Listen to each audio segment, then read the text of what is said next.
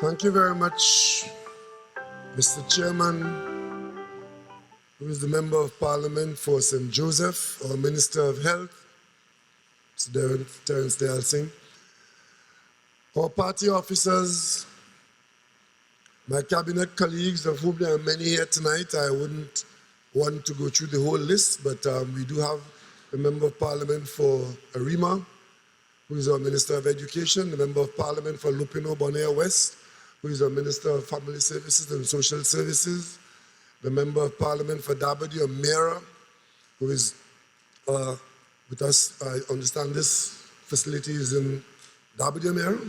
And so we have Brigadier General Antoine, retired, who is here this evening, and I hope you will have accepted his invitation to the various activities that he's spearheading here in the constituency.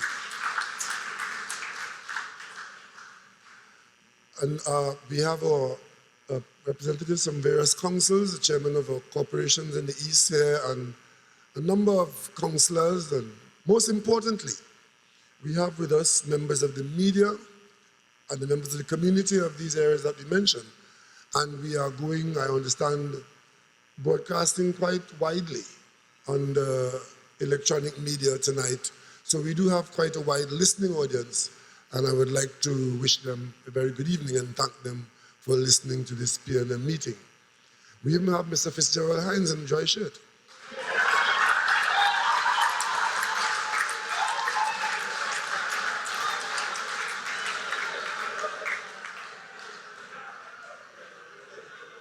But I want to acknowledge him not just as the hard-working, highly respected Member of Parliament for Laventille West, but as the Acting Attorney General of Trinidad and Tobago.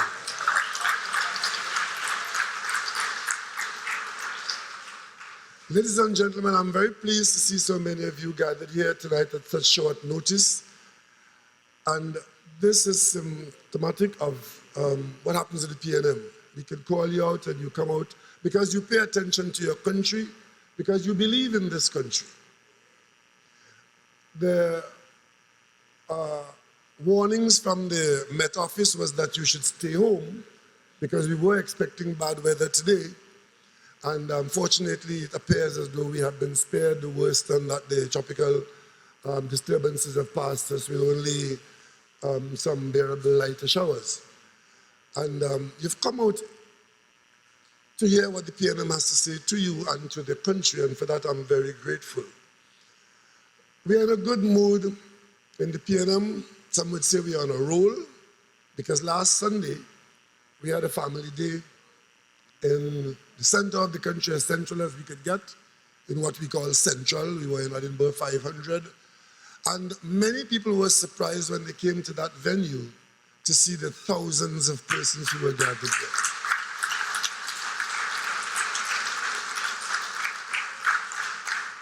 Because the constant narrative of some in this period of difficulty, where, as is to be expected, there are some persons who are experiencing difficulties, there are some livelihoods which have been affected negatively by our changed circumstances.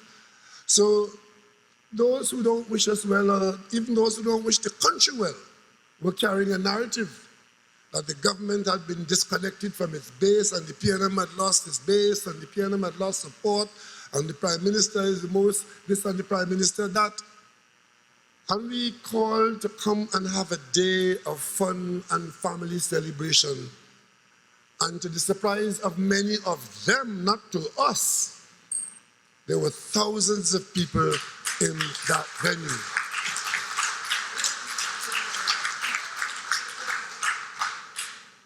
And we have 41 constituencies in the country. And as is traditional in those family days, because we've had our family days annually. Initially, it used to be held at Eddie Hart Ground.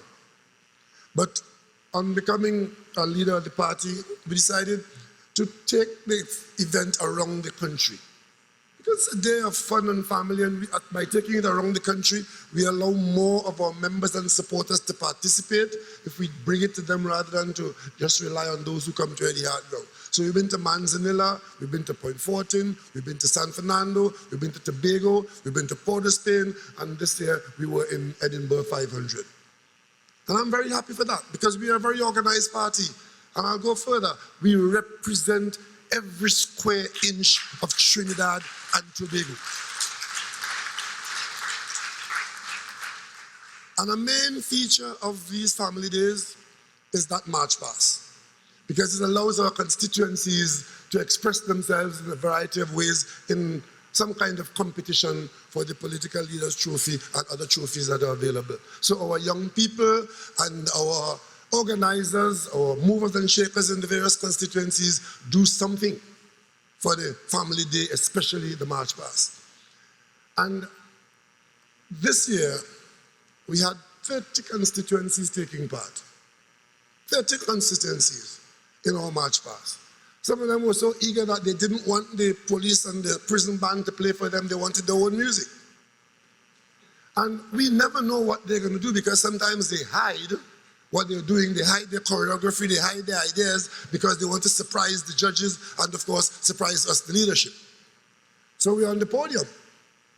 And one constituency, very innovative because they got the winning measure. They dressed their people in red, white, and black. And they were going to march and dance the choreography to the national anthem. Well, of course, the first time we're seeing that or hearing that, we're on the podium. But fortunately, we are such a disciplined party that when that was told to everybody that the national anthem would be played, the entire thousands stood up in silence. So, of course, they couldn't do that. Because had they done that, we would have had to apologize to the entire country. But of course, there were others. One constituency, Tabakit, decided to put on a skit. And while this skit was being organized, within our group on the podium, because I had on the podium a number of party officers, and we were saying, we really have to put some guidelines out there because the March Past is turning away from the military type of March Past that we have traditionally been accustomed to too much theater. And we were seeing these, I heard they were gorillas, I thought they were just Chinese costumes. And they were putting on this skit, and eventually the skit was put on, and okay, all right, they took part, and they left. And I want to show you something. Look at that screen. Look at the left side of that screen. That is a skit. To us, gathered there, those who put that on explained to us what it was about after. That it was a transformation of Tabakit becoming PNM. Because statistically, we had performed better in Tabakit than we had before. We'd moved from 5,000 odd votes to 7,000 odd votes. Our number of party groups have moved from, I think, 7 to 15 or 17, and that was their way of expressing it with a dancer who danced in the performance and was covered in a yellow sari, and the sari was removed to expose a PNM red garment. That was it. That's what we saw. That's what we saw. On the right side, that is a serious spiritual, religious expression of something that is extremely significant to the Hindu population. That's what they saw. We saw on the left, they saw on the right. On the left, we were having a skit of a transformation. On the right, they saw serious insult to their religious mythology. Ladies and gentlemen, when this skit was performed, we left that function basically on a high because we had a very successful family day. And then, of course, we came under tremendous attack from our political opponents. And what shocked me and many others was that the attack we came under, we were accused of rape, glorifying violence against women, and all kinds of nefarious activities. And we reacted by saying, you all are just going overboard now. You have been doing this for too long, and you have put yourself in a situation now where you just have said too much and done too much. But the political voices were not the only voices. There were other voices, and that caught my attention.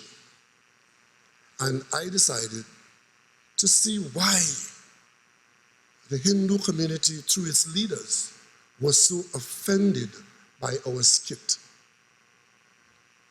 And last week was a learning week for me.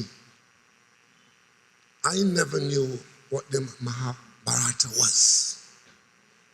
But because of the nastiness of the reaction and the conversation that was not there to the PNM's Family Day, this PNM that has led this country since 1956, and this is our 63rd year as a political party, if they had something to say to us, our political opponents were so gleeful in looking for the opportunity to divide and to be nasty that we had to pay attention. And in paying attention, talking to you here tonight, gathered as PNM members and supporters, and talking to the national community, we became conscious of the sensitivity. And tonight, on behalf of the People's National Movement and all concerned, I unreservedly apologize to the Hindu community for that.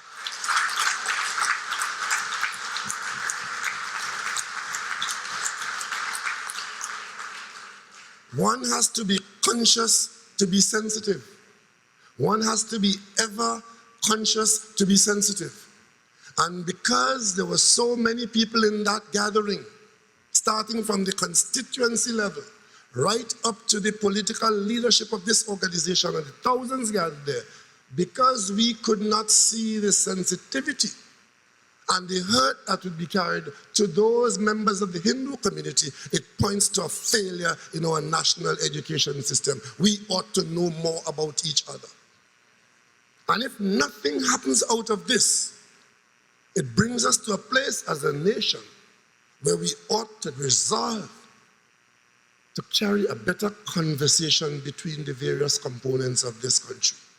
Ladies and gentlemen, this is a very diverse country. Trinidad and Tobago probably is the most diverse country in the world. Everything that the world has is represented in our country. And therefore we have to be careful. And we ought to take note, those who see it as an opportunity to be embraced gleefully, so as to use it for purposes. I mean, it was interesting that the comments that came from our political opponents were all offensive attacks. There was not one of them who could have said, except, of course, and he doesn't qualify as a political opponent, Satmaraj. Satmaraj saw it, saw what we did, and he gave us the benefit of the doubt. Tonight, I want to thank Mr. Satmaraj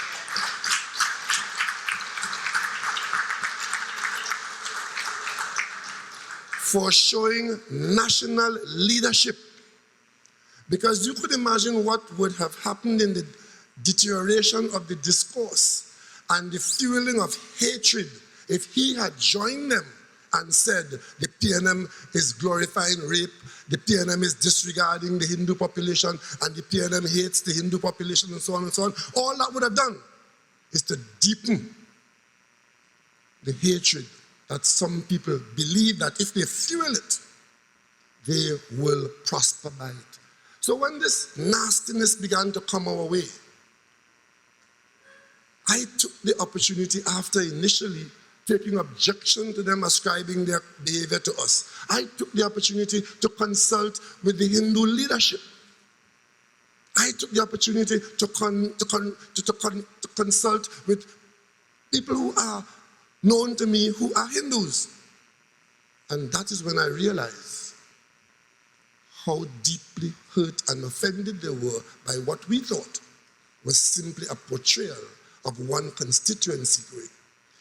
The significant part of that thing is that, let me tell you what the story is, and permit me, I'm not here trying to be ecclesiastical. Let me just explain to you what it is.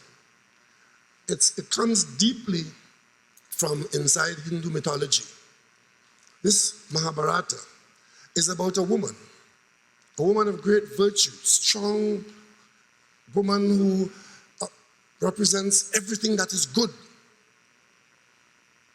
Her husband lost her in a game. In a game, they were gambling, and the husband gambled away everything, including himself. Gambled away himself and lost, and therefore became a slave. But you know what gamblers do, those of you who are the playway players and the whoever players you know, no matter how you lose, you always figure, the next toss of the dice I'm going to win.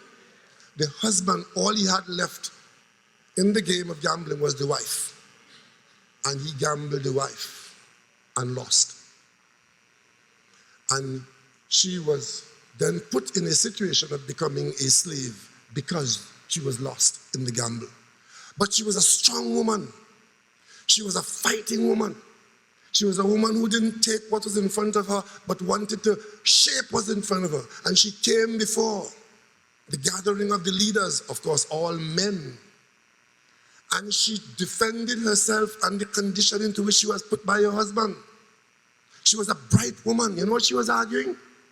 Since he had lost and became a slave, he had no right to gamble me, because as a slave, he did not own me, and therefore I was not lost to him. And she appealed to all these leaders and rulers. She was a queen. And she appealed to all of them, and not one of them would stand in her defense. The sentence must be carried out, the condition must be met, because the person who won her, what he wanted to do to this virtuous woman was to expose her nakedness in front of all of these men as part of his victory.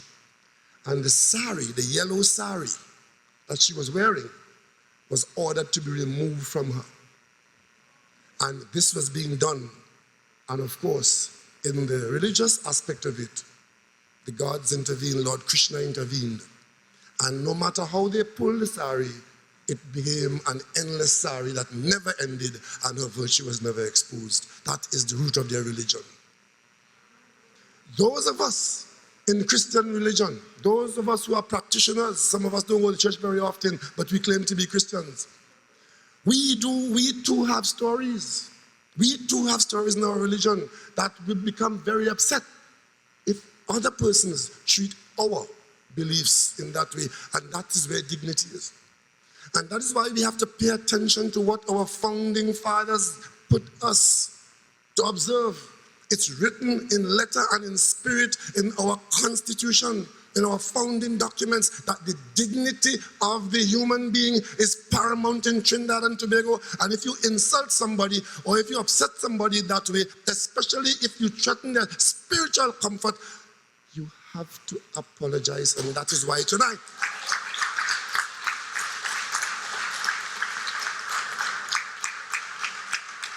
having learned what we have learned, we as an organization, we have no difficulty and there's no shame in apologizing to the Hindu community, and this has been learned.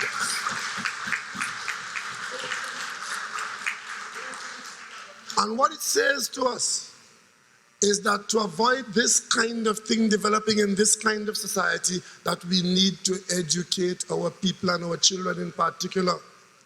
I had a meeting a few years ago. The president in that meeting was Dr. Lely Seth, Sir Patrick Manning, myself and Satmaraj at Lakshmi Girls' School in St. Augustine. And we sat down to have a conversation about this kind of thing, where we need to know more about each other and where our government has to be sensitive to all that represents the components of our country. And we went around the table talking about ourselves to one another. And I, coming from Tobago, had to admit my ignorance of the cultures in Trinidad, because Tobago does not have a large Muslim population. Tobago does not have a large Hindu population. And when I grew up in Tobago, there were virtually none. I could have counted on one hand the number of Muslims in Tobago, and on the other hand, the number of Hindus. So I didn't have that. And in the school system, there was no teaching of it. So I learned about the Mahabharata as Prime Minister of Trinidad and Tobago. And I took umbrage when political opponents accused us of rape and violating women and glorifying violence against women, because I did not understand the significance of the yellow and the significance of the yellow sari and the insult that could be to persons for whom that is a deep spiritual entity.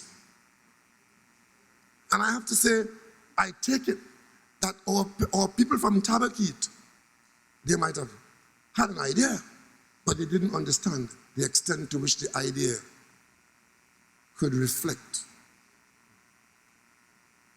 negatively on what other people see as their appreciation of their culture and their religion. Ladies and gentlemen, that is not who we are. And we will allow no one to tell us that that is who we are. We are not rapists. We are not advocates for violence against women.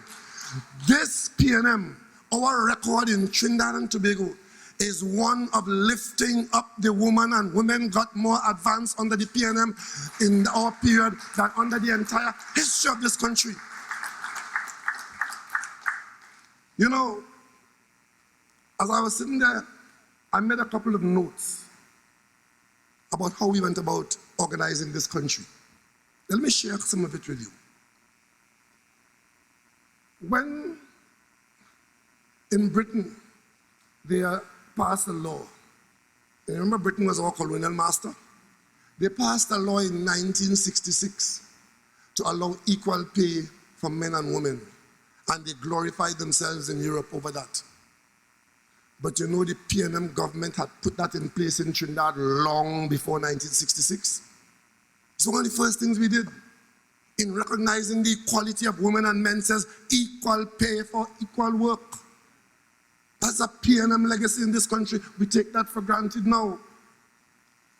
Women are the ones who are most closely responsible for the bringing up of our children and ensuring that they are properly looked after in the house and the household. The school feeding program is a PNM initiative meant to respond to the women in our society who are saying, help us raise our children.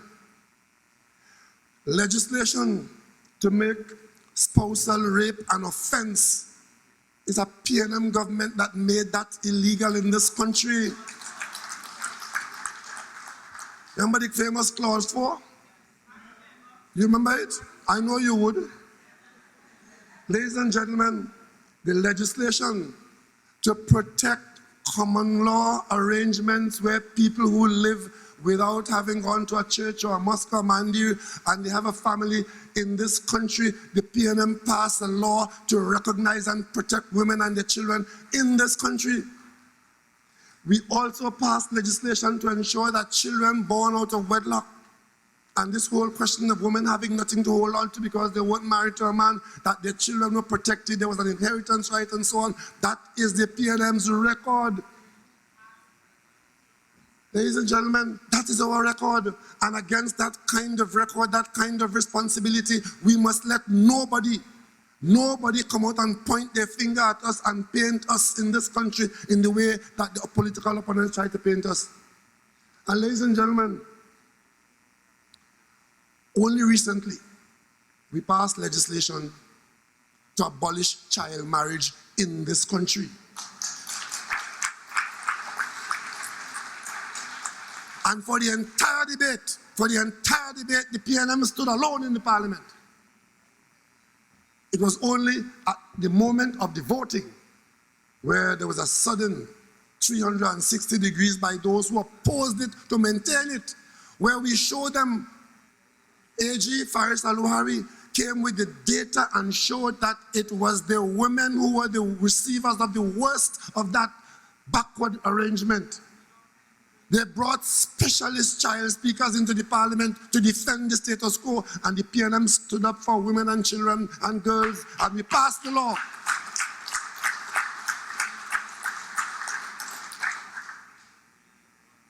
We of the PNM, our record in making women first in this country. The first chairman of a corporation in this country was a PNM officer. The first minister of government in the cabinet who was a woman was a PNM minister. The first leader of the House of Parliament is a PNM appointee.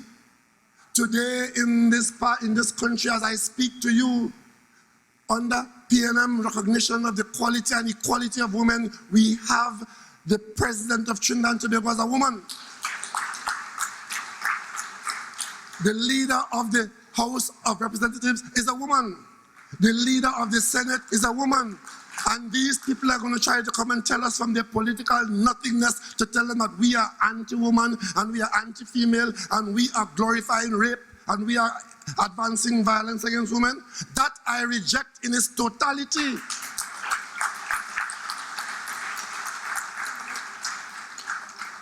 Prior to 1960, only boys got scholarships in this country.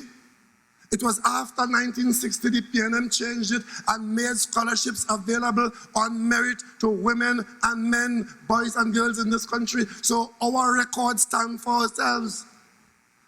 But they seem to have been delighted for the opportunity to fall their way to accuse the PNM of rape. I saw a posting in this situation put up for public and international digestion and consumption by a former governor of the central bank, a former temporary UNC senator, a citizen called Jawala Rambaran. He claims to be a professional person in this country and an expert of some kind, and a pontificator. He's on the UNC platform on a regular basis. You know how he dealt with this situation? He never came into the conversation and said to us that what you have done there could be offensive to the people, and therefore Hindu people are offended. Check yourself and see what you've done there. Had that been the conversation, we would have checked ourselves. And we would have seen that we were wrong. And we would have apologized in the way I have done tonight. But you know what Jawala published? I think he's gone to court, or he said he was going to court because the Minister of Finance didn't approve him to go for some international job, or something like that. You know what he wrote? And publish it on his Facebook page for all to see and read, that what happened at Edinburgh 500 in that Tabaquid skit is the Prime Minister's personal and private fantasy of raping the opposition leader. That is what Jawala Rambaran published in that situation. So here it is, a genuine situation of an idea that was simple and simplistic, that was offensive in truth, that was seen by Satmaraj early as nothing to be go overboard about, but needed to be pointed out that there is something that you must know. That was the outcome.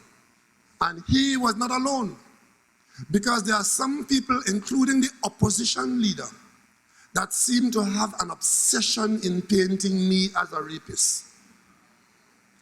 Next week, Saturday, I'm going to have a meeting in Tunapuna, and I invite you all. On that occasion, I will invite you to let us discuss what is in our society being advanced by its leaders in the question of rape, in the question of violence, and in the question of divisiveness, where they are looking for openings to create discord and destruction in this country. They are saboteurs, and I will show them to you next week, Saturday. I invite you to that meeting. But the conversation that we should be having as a people, which we must have as a people, is that we need to be talking to one another very civilly all the time, so that if and when something happens, as things will always happen, there will be a civil way of dealing with it, not to go off in glory and in glee and set about to behave in the way that those who call themselves leaders of the Hindu community in the last few days. I will tell you, I took careful note of the comments made by the Hindu Women Organization, and they published a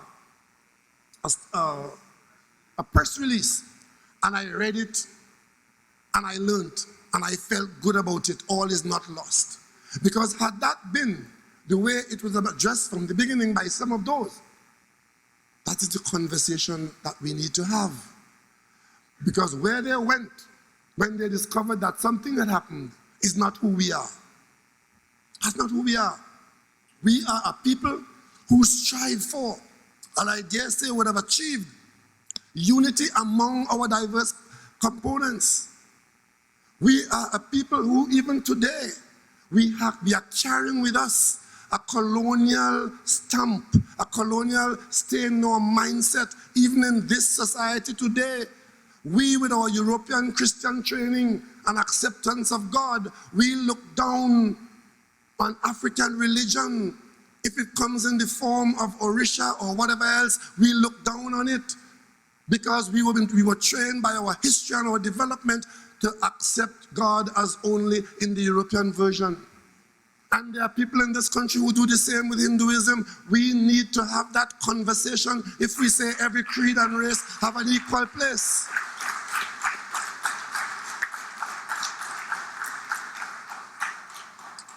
And for those who want to put that as what the PNM is, we are never going to accept that, because if there's any organization that brought change and respect at the national level to the people of Trinidad and Tobago, it is the People's National Movement. It was said to me in my discussion with the members of the Hindu community who I spoke to in the last 3 or 4 days. They said to me, you know, the effect of the hurt that we experience is equivalent to if in your celebration at Christianity, there's a creche somewhere at Christmas time where you're celebrating the birth of Christ and you accept it in the way, and then you portray a person representing a Hindu who comes out of a bar with a bottle of beer in his hand and use the creche as a urinal. That is the kind of insult that you would take. And you have to understand where spirituality is and how religion is the largest contributor to discord in the world. You ever heard me say this before? Look around the world at all the disturbance that makes the news. Invariably, it has something to do with religion and belief. So you cannot disregard a person's hurt if there's a belief involved.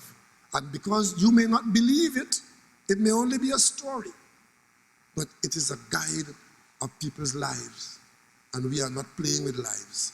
We are building a nation of Trinidad and Tobago. And tonight, I want to appeal to the national community to let this be a learning experience to all of us. All of you who might not have been involved in the PNM or in the PNM's Family Day, you would have been involved in the conversation that flowed from it, and what we saw wasn't good. It was ugly. It was detrimental to the preservation of our national fabric, if only in the way we dealt with it. The way it was dealt with. And when I speak to you next Saturday, you will see the hypocrisy and the dangers of those who led the charge last Monday morning to try to portray this as something that it was not. To overplay it in such a way that it will be damaging and hurtful. Not that they were confined to saying that what you did was wrong. They wanted to make sure that it was damaging. And that is the point that I want to make. That if your objective is to damage, then you are worse than those who conceptualize it in error. There are people in this country who are taking and who have been taking our social stability for granted and who are prepared to knowingly organize themselves to put at risk this stability that we enjoy in Trinidad and Tobago. And I say to them tonight, once again, you have failed, because as the PNM recognizes the shortcomings, we as part of our nation building, we have no difficulty whatsoever in acknowledging any shortcoming and moving forward with boundless faith in our destiny.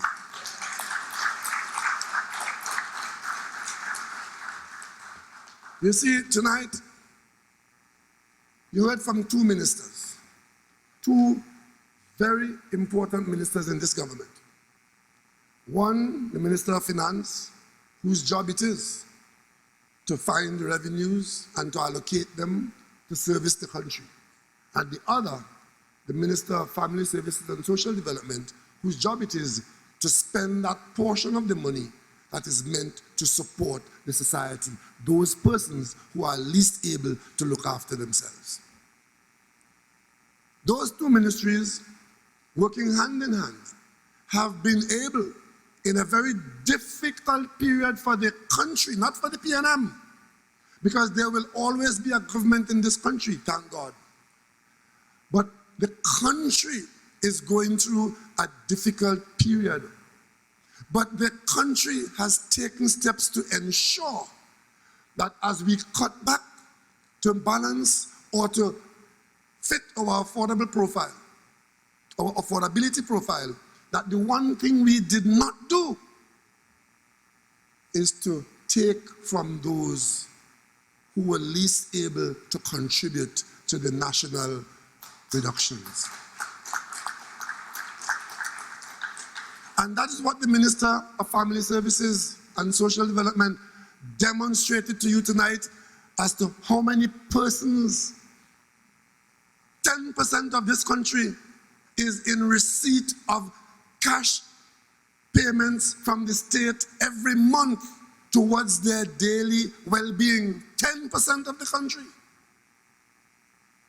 And this is a non-contributory arrangement because the old age pension is a non-contributory pension. All the other grants are meant to help those who are least able to help themselves.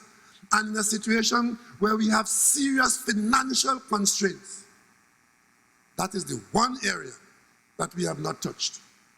And those who are gleeful in trying to undermine this country, whether it's a social fabric, whether it's a boat we buy for the country, whatever it is, the saboteurs and the underminers, she told you tonight that they were thieving from those people who were least able to help themselves. All those people who knowingly were accepting food cards, and they know that they cannot stand scrutiny. So when you call and ask to identify yourself, and how many thousand? 13,000 people didn't turn up. 18,000? 18,000 people who were on the food card system before the 7th of September 2015. 18,000 people are not there. Not because we don't want to give them a food card, you know, but because they have withdrawn themselves knowing that they were thieving from people who were hungry. And you see, tonight, I want to say to the leader of the opposition, who is a tongue crier all over the country on this subject of the government doesn't care and Rowley doesn't care. I'm glad she knows that a prime minister must care, because if she believes that, then if you know people who are stealing $1,000, $10,000, $1 million, or $100 million, then you should have cared to prevent them from stealing the public money.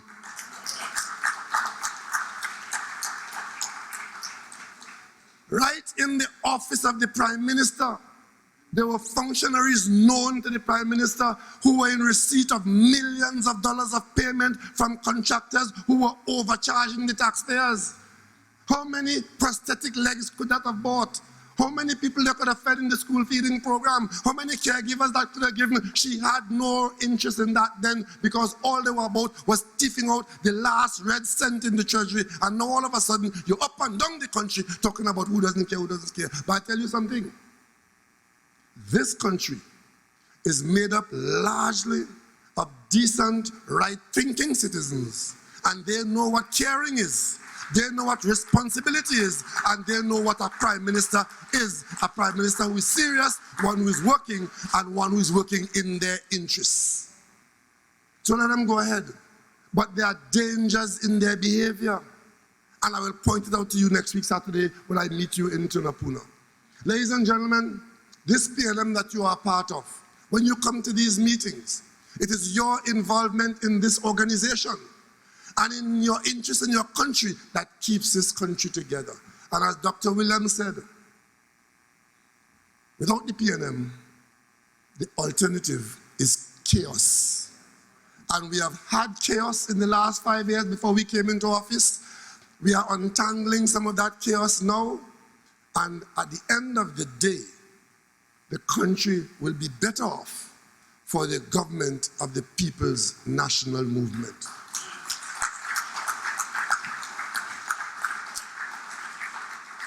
Last week, when is it, Monday? Monday, I went to Point 14, the same day of all the rains and the flood. I went to Point 14 to take part in the distribution of keys to some fortunate families, I think it was 71 families, who would have had access now to a decent home, which they are paying for through the HDC mortgage program. Would you believe that that was a project that I had started in 2004? That was left untouched halfway through and abandoned for 5 years. The following day, I went to Arima, and 76 families had the opportunity to get what I will say to you were the most attractive housing units ever built in the public sector and built by small contractors. The 76 units were built by 3 contractors, each one building a portion. There were a few single-family dwelling houses, there were some 2-bedroom units, some 3-bedroom units. And what struck me and gave me the satisfaction that this government is doing what it is supposed to do and is having an impact on the people at the household level, is that we were able, the HDC was able to get that project finished on the northern side of the river. They're still working on some more on the other side of the river. And the units were sold for $750,000 or $650,000, depending on which. Compare that, ladies and gentlemen, with $1.2 million.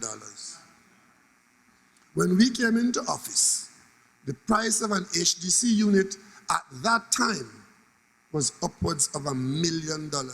Two contractors were given 2 projects, each of over $1 billion apiece. We used 3 small contractors. We got it done, and we got it done at the cost I just mentioned. It is PNM policy that 10% of government contracting should deliberately be directed to small contractors. That was a policy that I pursued in the housing department and in other ministries. It was followed as well. But because housing had this construction going on, we brought small contractors to Eastern Credit Union's La Jolla. We filled the hall with small contractors. We gave them an opening to get training, how to manage their books, how to do quantity surveying work. And not all of them were perfect, but we said if some of them got into the program and they grew, we built in society and we opened and made space for them.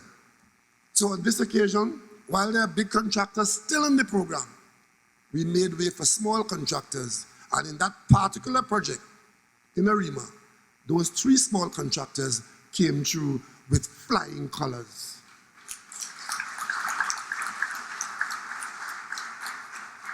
Ladies and gentlemen, we have to think positively. We have to anticipate a good outcome. When you wake up in the morning and you say your prayers, you look forward to a good day. Many of you, the first thing I see on my phone every morning, you send me a text. Sometimes I have to search through the pile of them to find my work. That is my work phone. Contrary to what somebody sang in a calypso, I have not changed my phone. It's the same phone I use. So many people know the number, and you flood me with these, have a good day, God bless you, because you expect the best to happen during the day. I thank you for it, but ease me up a little bit, right? Because it makes me have to work too hard to find. If I don't go through the mountain, something important can get lost. So I'm forced to go through all of it when the day comes. But it's a pleasant exercise. But you see, you have to have a positive spirit in life if you want a positive outcome. Otherwise, you would lose opportunities because you would believe that it cannot be done. There are people who are beating down this country with negatives, and you would believe that everything in this country is the worst in the world, and therefore you can't even enjoy a good day. I ask you to reject them. Yes, we are going through difficult times, but difficult times don't last forever.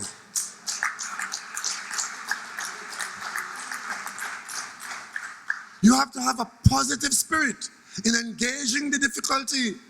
And if it is worth having, it's worth working for, and when you overcome it, there's a feeling like no other, and it's called success through your efforts and the strength of your character.